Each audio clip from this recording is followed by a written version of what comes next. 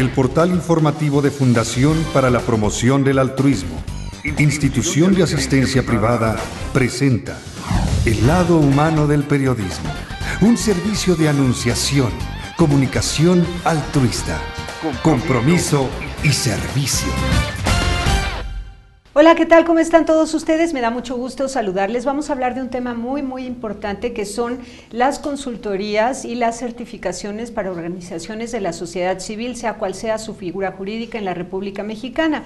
Esto no deja de llamar la atención porque las organizaciones de la sociedad civil, si son institución de asistencia privada, se rigen por la única ley en la materia y hay 14 estados en la República Mexicana que tienen un órgano rector que las rige, que las orienta, que las capacita, que las acompaña en el proceso necesario para alcanzar la estabilidad económica y pues el mejor beneficio para quienes ayudan. Sin embargo, hay otras muchísimas, la mayoría son asociaciones civiles, porque estamos hablando de que solo 14 estados de la República Mexicana cuentan con esta ley a nivel local, y sí que hacen falta las consultorías, la asesoría, la certificación para avalar la actividad que realizan, para la cual piden donativos. Entonces está clarísimo. Pero ante esta necesidad han brotado así como un puñadito de empresas y organizaciones que pretenden dar consultoría y certificación, y después resulta que ha sido pura charlatanería.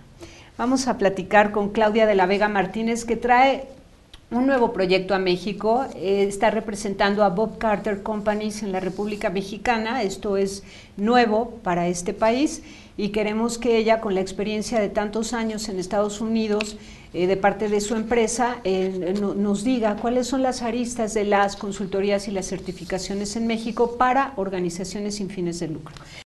¿Cómo estás? Buenos días. Buenos días, Tere. Pues antes que nada quiero darte las gracias a ti, a todo tu equipo, Anunciación, por darnos la oportunidad de estar aquí esta mañana contigo y tratar de quitar esa idea de charlatanería que comentas sobre las empresas que ofrecemos consultoría.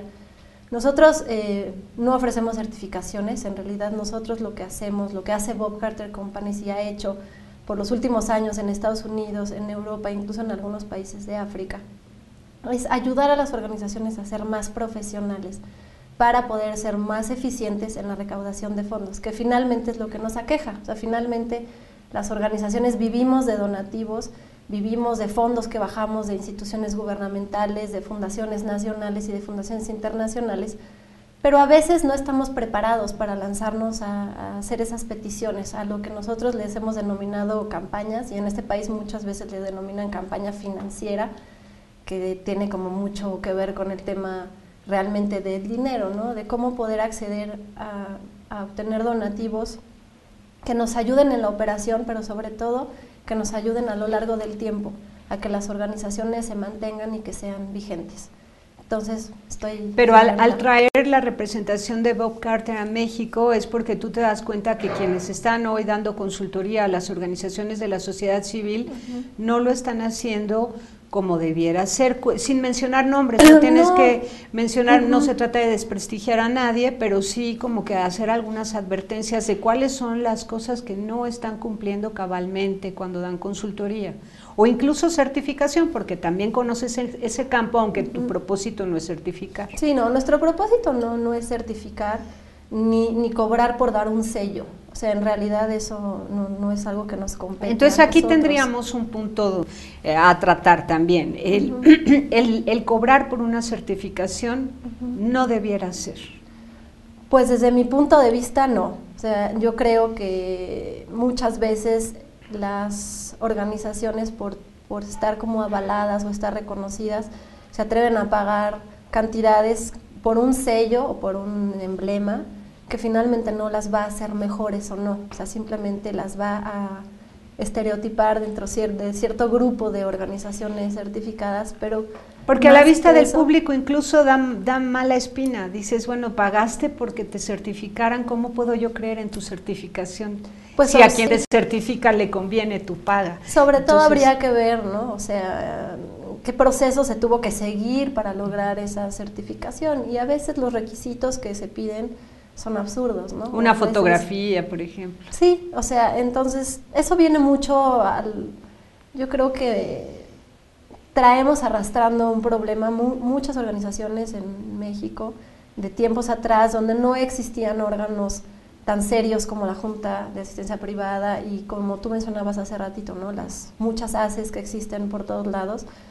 Muchas veces esto se prestó a malos manejos y a malas interpretaciones y a instituciones fantasma que existían y no existían, boteos en la calle que existían y no existían, y fue, yo creo que un parteaguas en la credibilidad de nosotros los mexicanos dispuestos a donar, y te causaba cierta incertidumbre si el dinero en el que estabas tú apostando de la buena manera, ¿no? Para un mundo mejor, para una niñez mejor, para educación, para temas de conservación ambiental, a lo mejor no iba directamente al objetivo que tú creías que iba, ¿no? Entonces, ¿cuál es la diferencia, ¿no? Ya hablando más de un tema de consultoría, y por qué yo hoy me atrevo a representar a una empresa estadounidense cuando yo estoy trabajando en México, ¿no? ¿Qué he visto yo en el campo? He tenido chance de trabajar en organizaciones de primer piso, en organizaciones de segundo piso, y hoy estoy en la parte de la consultoría, ¿no? Vamos a explicar, las organizaciones de primer piso son las que atienden en directo a los grupos necesitados de ayuda, las de segundo piso, las que recaudan fondos para repartir entre instituciones, o las que capacitan o las que dan difusión, y las de tercer piso son las que hacen consultoría, y también entrarían ahí las que certifican. Exacto, o las que dan cursos también, o pueden servir como profesionalización del sector. Entonces, habiendo trabajado en campo, por muchos años de mi vida también trabajé en la parte docente, yo creo que estamos ya en un entorno de país que exige que el tema de la filantropía sea más profesional que antes. ¿Por qué copiar modelos, no? También decimos mucho, ¿por qué te traes el modelo americano a México? Porque creemos que no sabemos hacer las cosas bien. Esto tiene mucha historia, o sea, desde Tocqueville hasta todos los pensadores de aquel entonces, de cómo se organizaba la sociedad en Estados Unidos, y hoy no es un secreto, o sea, para todos el tema de filantropía en Estados Unidos muchas veces está arraigado desde la niñez, ¿no? Los niños desde chiquitos están metidos en temas de voluntariado, la gente percibe como una obligación, tal vez moral, el donar, estar metido en alguna causa, ¿no? Y México poco a poco ha ido evolucionando. ¿Qué ha pasado con muchas organizaciones en México? Y ahí viene uno de los primeros puntos de lo que platicamos, de cómo hacer una campaña exitosa, ¿no? Yo creo que el primer punto es saber exactamente el tema del liderazgo, ¿no? O sea, cómo estamos dentro de nuestra organización y cuál es el entorno que nos rodea para que en nuestro caso, y muchas de ustedes, las organizaciones que nos están escuchando, han oído hablar del famosísimo caso, ¿no? El caso de apoyo, que no es más que nuestra misión, o sea, ¿por qué fuimos creados y qué es lo que pretendemos hacer? ¿Qué queremos cambiar? Queremos cambiar vidas, queremos transformar vidas, queremos salvar medio ambiente.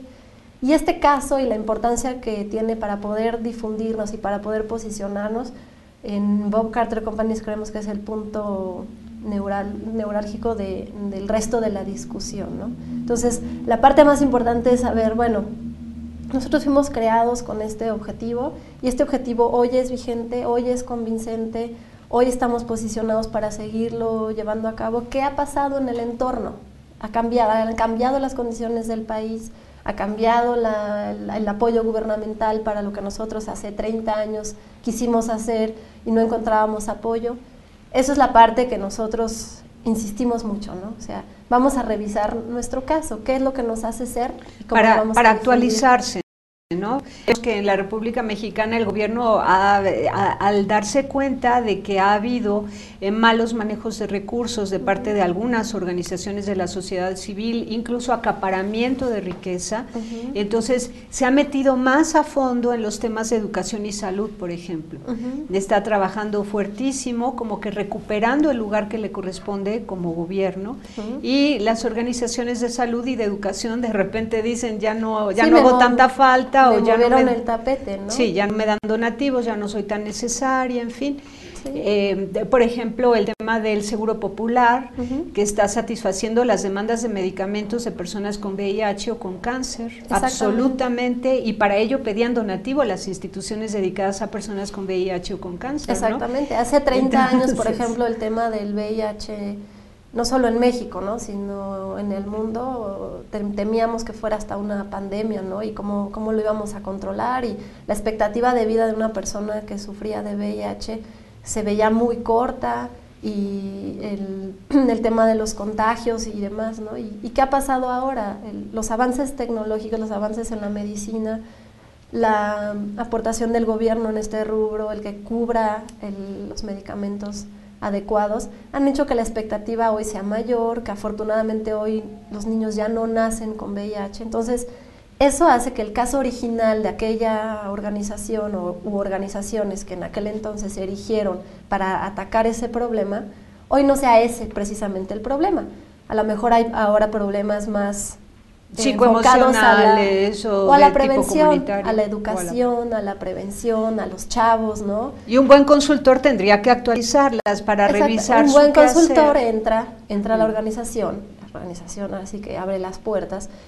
Y lo que haríamos nosotros, o lo que hacemos, es de entrada hacer un sondeo, una serie de entrevistas. ¿Qué te parece si antes de decirnos cómo lo hace Bob Carter a través de ti en México, nos dices qué es lo que no deben hacer los consultores? Porque hay unos muy buenos, de buena voluntad, que son recién egresados de la universidad, no tienen trabajo, no hay empleo, y les parece una buena opción ser consultores de instituciones altruistas, y sin ninguna experiencia y sin siquiera conocer al tercer sector, así llamado, al sector de la sociedad civil organizada que trabaja sin fines de lucro, pues van y se lanzan a dar consultorías sin conocer la sensibilidad que distingue a una organización no lucrativa de una empresa. Claro. Vamos y volvemos.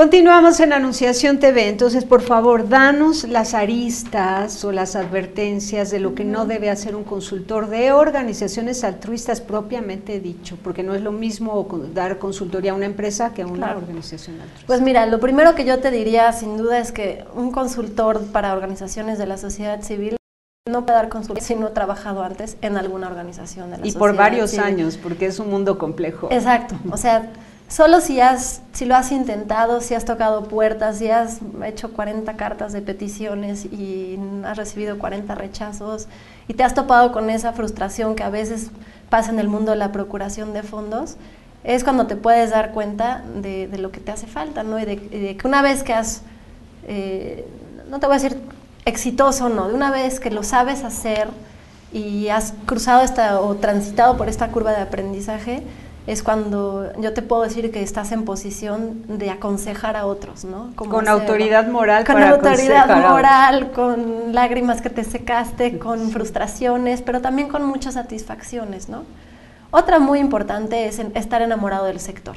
O sea, hay un sinnúmero de instituciones con un sinnúmero de causas que a veces no nos podemos ni siquiera imaginar, ¿no? De males, de enfermedades, de violencias de todo tipo. Y yo creo que si no ves, y no creo, estoy segura, si no ves todo eso como algo que emana del ser humano, o sea, el tratar de solucionar algún problema, alguna cosa que aqueja a tu comunidad, así sea los perros maltratados, o así sea el mal de Parkinson, o así sea el VIH o el cáncer, yo creo que cualquier cosa que emane de un esfuerzo humano es muy loable y tiene cierta mística que un consultor no puede matar. O sea, que este es un punto bien importante. No puede llegar a cambiar los principios y valores, las convicciones, las raíces de fondo, la esencia de una institución. Porque eso es lo que hace ser y lo que finalmente nos va a hacer o no exitosos en la procuración de fondos. O sea, en realidad nosotros dentro de las organizaciones lo que hacemos es vender este proyecto, este objetivo, esta misión en la cual estamos seguros y creemos que podemos ser un factor de cambio. Pero si nos quitan ese misticismo, esa creencia, ¿no? Ese empuje interior, vamos a ser como cualquier otro vendedor de cualquier otra cosa. Y va a ser muy poco probable que logremos persuadir a nuestra contraparte. Entonces, el consultor tiene que respetar la mística de cada institución. Invariablemente. Necesario. Respecto de la mercadotecnia social, ¿qué adviertes? Sí, platicábamos ahorita durante el corte también, un consultor no puede aplicar los mecanismos de marketing hoy en día para una organización.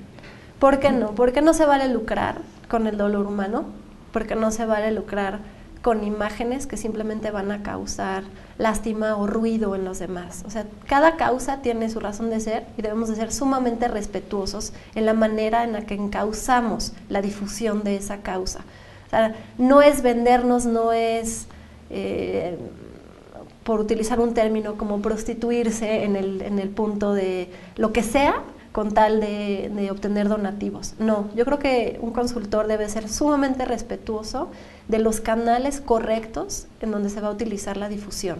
Y con apego a la verdad, ¿no? Siempre con apego a la verdad.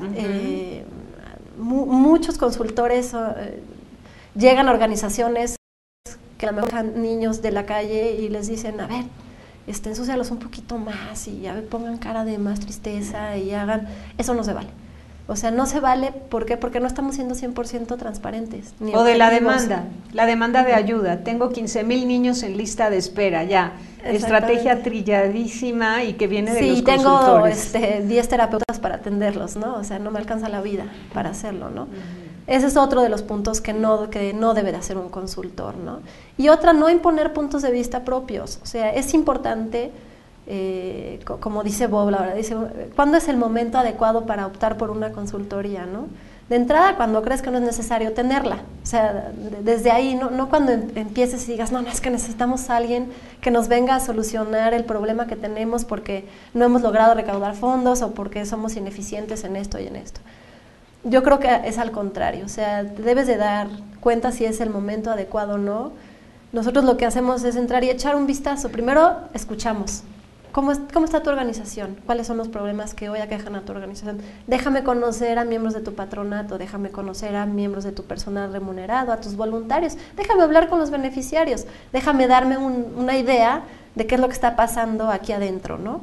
Y de ahí, también otra cosa que no debe hacer un consultor, es decir, yo tengo la solución.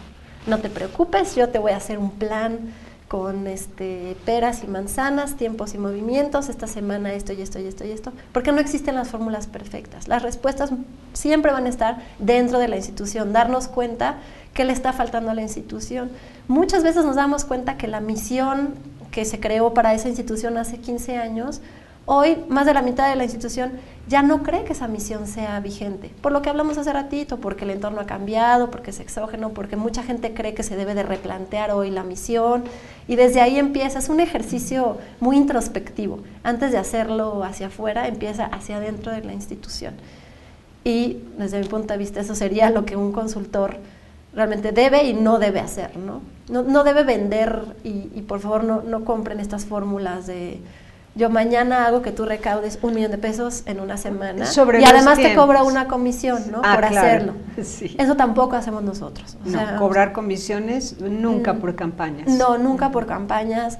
O sea, si recaudaste 100, yo me quedo con 10, eso no funciona desde nuestro punto de vista y desde nuestra ética laboral, así no funciona. Sí, es lo mismo que el pagar por una certificación, no debería ser. No debería ser. No debería ser. Ahora, los tiempos, cuando llega un consultor y te da la fórmula mágica, te dice dame 3 meses y te doy el resultado, ¿no? Te doy tu proyecto, te hago tus manuales operativos, todo te lo hago completito en 3 meses. Yo creo que un acompañamiento es como el tratamiento a una persona adicta. Estas ofertas de 6 meses en un anexo lo lanzan a la calle y vuelve a la droga con una frustración enorme por no haber logrado la meta de salir de la esclavitud, ¿no? El acompañamiento tan corto, en 2 semanas, 1 mes, 3 meses de consultoría, ¿es eficaz? Pues mira, depende de cada caso y depende de en qué momento esté la institución o qué es exactamente el objetivo que se quiera lograr, ¿no? Muchas instituciones nos buscan y nos dicen, es que yo quiero recaudar 50 millones de pesos este año, ¿no? Entonces, desde ahí empieza el aterrizaje, ¿no? Sí. O sea, a ver, ¿cómo? ¿Y para qué? ¿No? O sea, y nos metemos en la organización, literalmente nos metemos, o sea, pasamos ahí varios días entrevistando a las personas, tratando de obtener la mayor información, qué ha pasado antes, ¿no? O sea, de dónde sacaron los donativos antes, por qué de esos donde sacaron antes no se pueden volver a sacar hoy, qué hicimos mal en el pasado, qué podemos mejorar, o cuáles son las oportunidades, cuáles son las tendencias también. Eso es evidente, o sea, a pesar de que las misiones y las visiones de muchas instituciones siguen siendo cosas básicas y muy sencillas, hoy no podemos ser ajenos a por ejemplo, esto, ¿no? A un canal de internet donde nos comuniquen, donde podamos sacar consejos, ¿no? Donde podamos difundir nuestras causas, el Facebook, el Twitter, o sea, todo eso ha venido a revolucionar el darnos a conocer y cómo nos damos a conocer. Y hay que también tener muy en cuenta que son cosas gratuitas. Y eso un consultor no te lo va a vender. O sea, no va a llegar y te va a decir, yo te voy a crear 2,000 followers en el Twitter, ¿no? Para que te vuelvas famoso, ¿no? Lo que hacemos nosotros es meternos, al contrario, meternos a hacer lo que tome el proceso. O sea, lo que tome el proceso de recopilación de materiales, de datos, entrevistas, como te comentaba, con los patronos, en el caso de IAPs que tienen patronatos, o con consejeros, en el caso de ACES, todas las personas involucradas indirecta o directamente con las organizaciones. Y luego supongo que tienes especialistas por cada rubro, porque tampoco puede llegar un consultor que estudió negocios internacionales a darme consultoría, pero que no conoce el grupo asistencial al que estoy atendiendo específicamente, ¿no? Lo que ha hecho Bob Carter a través del tiempo es unir diferentes experiencias de diferentes campos en sus consultores. Habemos consultores especializados en temas de salud, hay consultores especializados en temas de educación, por ejemplo, hay muchas universidades que hoy nos buscan, ¿no? Para hacer el tema de procuración de fondos, temas de conservación ambiental. Bob Carter en su video en la página de internet, él se declara un amante de la conservación ambiental, él creció en el agua, ha vivido en el agua, protege el agua, él tiene muchos clientes relacionados con el tema de acuarios, por ejemplo, en Estados Unidos, la investigación en ese rubro. Habemos otro tipo de consultores muy dedicados a la violencia infantil, a la violencia intrafamiliar. Existe Sara, que trabaja con temas de niños en la India, en Pakistán. Entonces, al unir estos talentos, yo como consultora que represento a la compañía aquí en México me topo con un tema de conservación ambiental y dado que estoy soportada por esta red de consultores, yo he hecho mano del que yo sé que sabe perfectamente de este tema, ¿no? Pero yo sé de México. Entonces, al unir la expertise o la experiencia de esta persona en temas de conservación ambiental y mi conocimiento sobre cómo somos los mexicanos, cómo nos gusta dar a los mexicanos, cómo no nos gusta dar a los mexicanos, podemos unir y hacer mucho más exitosa la consultoría. Qué bien. Bueno, pues vamos a un corte y nos cuentas un poco la historia de Bob Carter. Claro. Volvemos.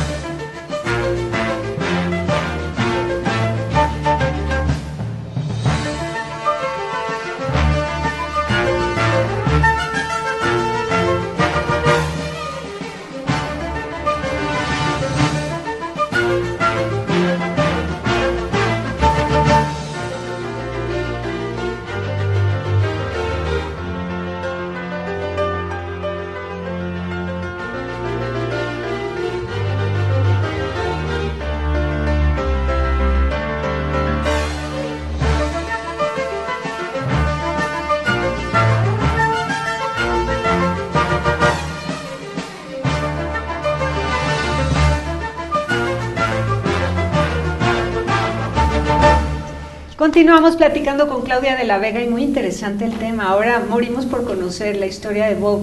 ¿Qué es lo que le lleva a apasionarse por el mundo del altruismo en Estados Unidos y luego extenderlo hacia América Latina? Pues mira, Bob Carter es una persona que estuvo muy en contacto desde chiquito con como les dije hace ratito, con el tema ambiental. Creció en el agua, creció en las costas y como él dice, él nunca estuvo muy consciente en aquel entonces de la importancia, ¿no? de cuidar el medio ambiente, del agua y demás, y la vida lo llevó a vivir de nuevo en el agua, vive en Florida.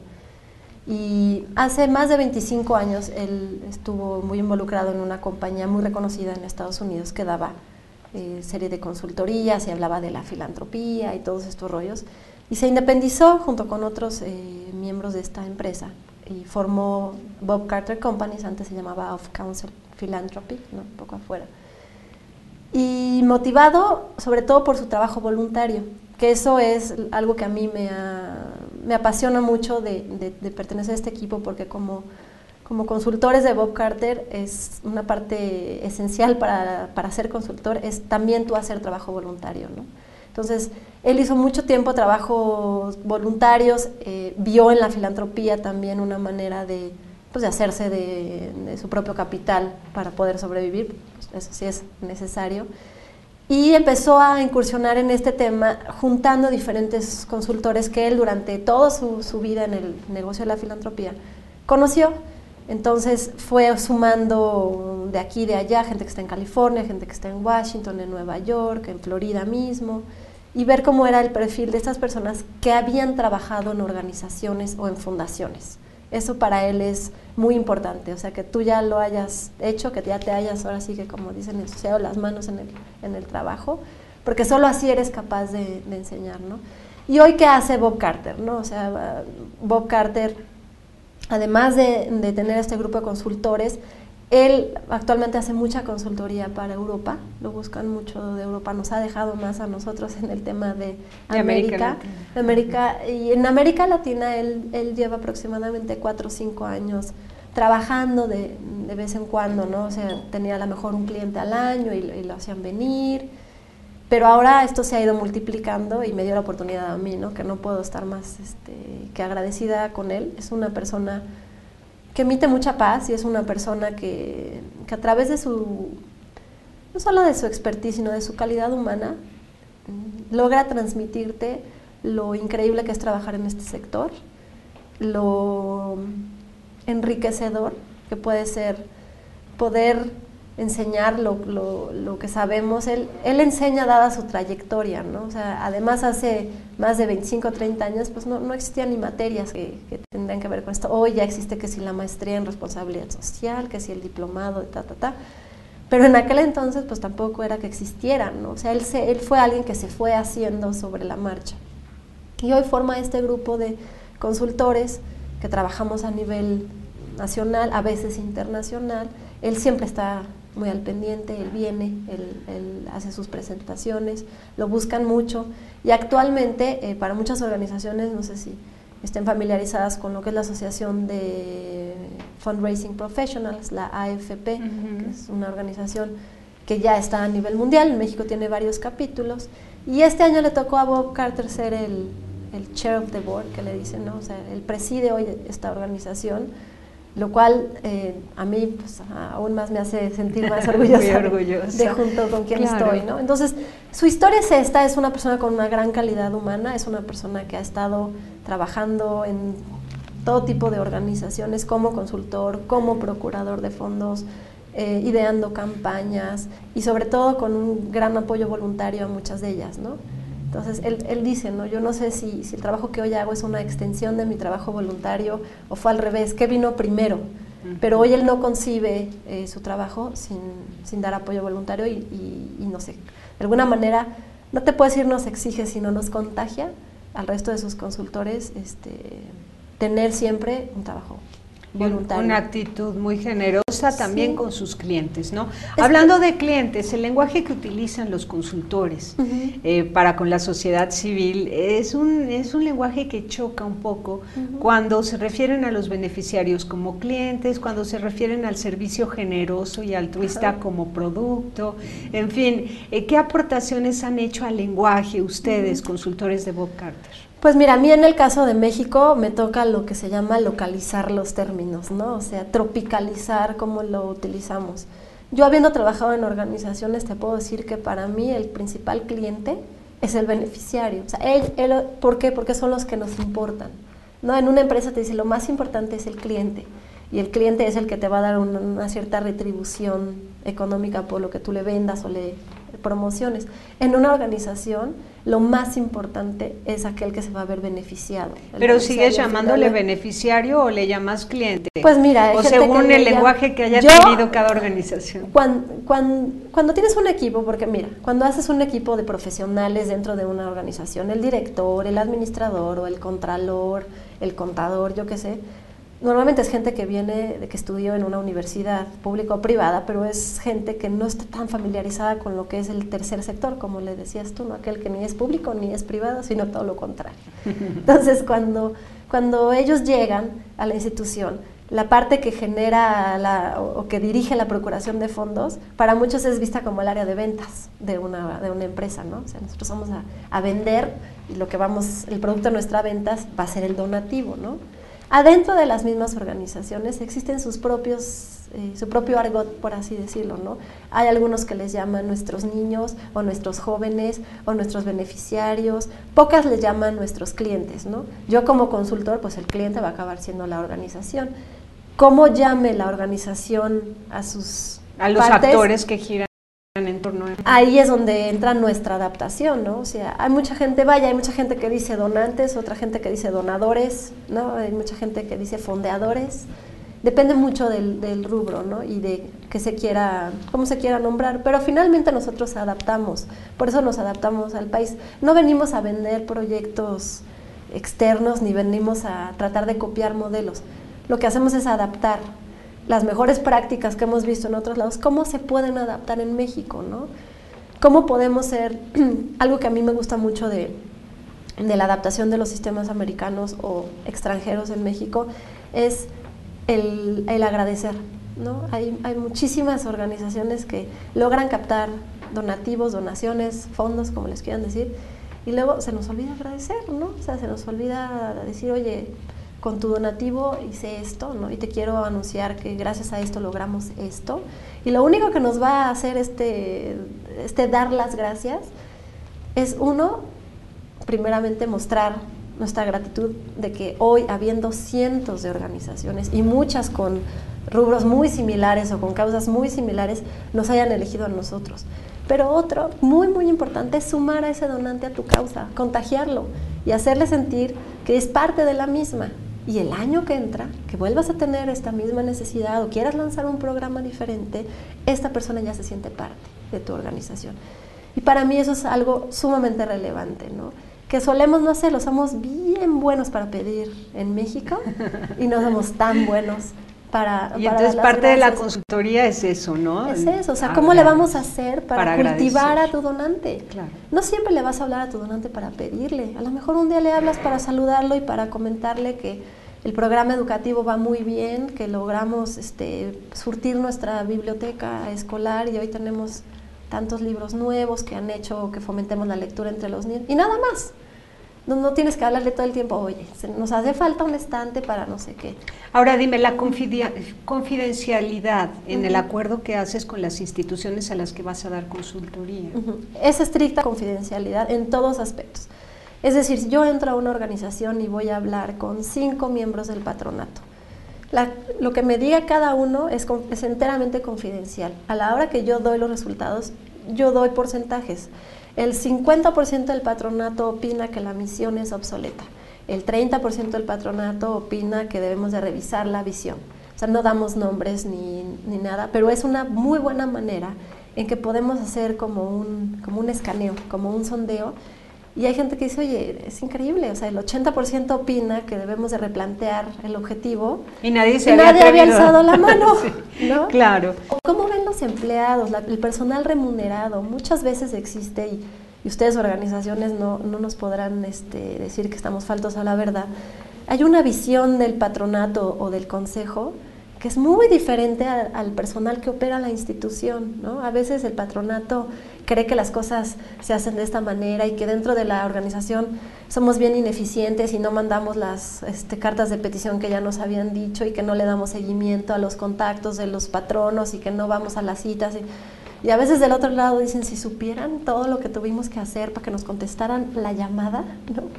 Entonces, con esta consultoría se logran estrechar un poquito esas diferencias, ¿no? Hacer que se entienda un poco más el papel del personal remunerado, del personal voluntario, que bueno, para mí son las partes medulares de una organización, ¿no? Sin ese apoyo voluntario, sin esos voceros que logramos tener en la organización, que están empapados y están contagiados de lo que hacemos, las organizaciones realmente no podrían ir a ningún lado.